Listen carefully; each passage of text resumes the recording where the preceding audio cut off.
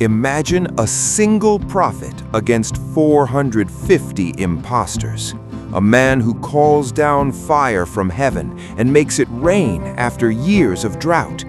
But then, that same hero flees in terror from a woman and begs to die. This is the true story of Elijah, the prophet of fire, in one of the most epic spiritual battles in the Bible.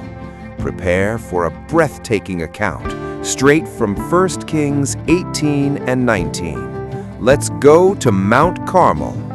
It all begins in Israel around 870 BC. King Ahab, married to the wicked Jezebel, has led the people to worship Baal, a false god of fertility and storms.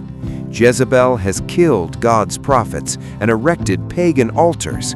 But God sends Elijah, a rugged prophet from the desert, to confront them. Elijah had already prophesied a 3.5-year drought, and now the climax arrives. In 1 Kings 18, 19 to 21, Elijah challenges the king, "Send now and gather all Israel to me at Mount Carmel, and also the 450 prophets of Baal. How long will you waver between two opinions? If the Lord is God, follow him, but if Baal is God, follow him." Imagine the tension. The people are divided, but Elijah forces them to choose. On Mount Carmel, Elijah sets up the challenge. 2 altars, 2 sacrificed bulls. The prophets of Baal invoke their god from morning until noon. They shout, they dance, they cut themselves with knives, but nothing. Elijah mocks, "Cry aloud, for he is a god. Perhaps he is meditating, or he is engaged in some work, or he is on a journey, or he is asleep and must be awakened." 1 Kings 18:27. What sarcasm! Hours pass, and Baal does not answer. Then it's Elijah's turn. He repairs God's altar with 12 stones for the 12 tribes of Israel, digs a trench around it, places the bull inside, and sprinkles it 3 times with water until it overflows. Then he prays simply, "O Lord, God of Abraham, Isaac, and Israel, let it be known today that you, O Lord, are God in Israel. Hear, O Lord, hear, so that this people may know that you, O Lord, are God." And boom! Fire from heaven consumes the sacrifice, the water, the stones, everything. The people shout, "The Lord is God." Elijah orders the capture of the 450 prophets of Baal and kills them at the Kishon River. Then he prays for rain, and after years of drought, a flood comes. Total victory! But wait, the story takes a surprising turn. Jezebel, furious, swears, "May the gods deal with me, be it ever so severely, if by this time tomorrow I do not make your life like the life of one of them." 1 Kings 19:2. Elijah, the same one who had just witnessed epic miracles, panics.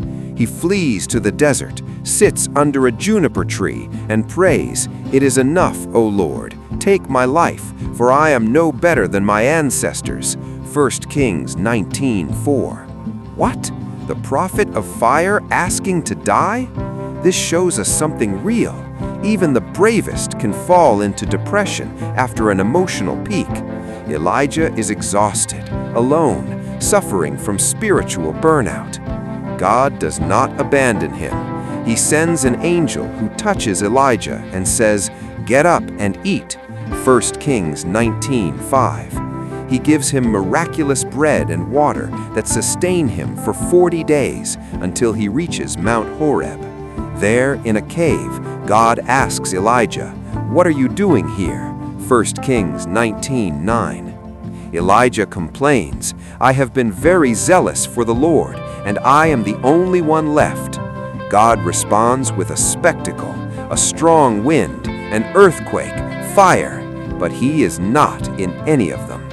Then a gentle whisper, "There is God," reminding Elijah that he is not alone.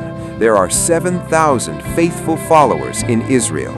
He gives him a new mission to anoint kings and Elisha as his successor. The story of Elijah teaches us that God uses imperfect people. You may challenge empires one day and feel broken the next, but he tenderly restores you. If you are in your juniper thicket, get up, feed on his word, listen to his still, small voice. As it says in James 5:17, Elijah was a man with a nature like ours, and he prayed earnestly. You can too. If this story touched you, comment below. God is the only one. Subscribe for more life-changing Bible stories.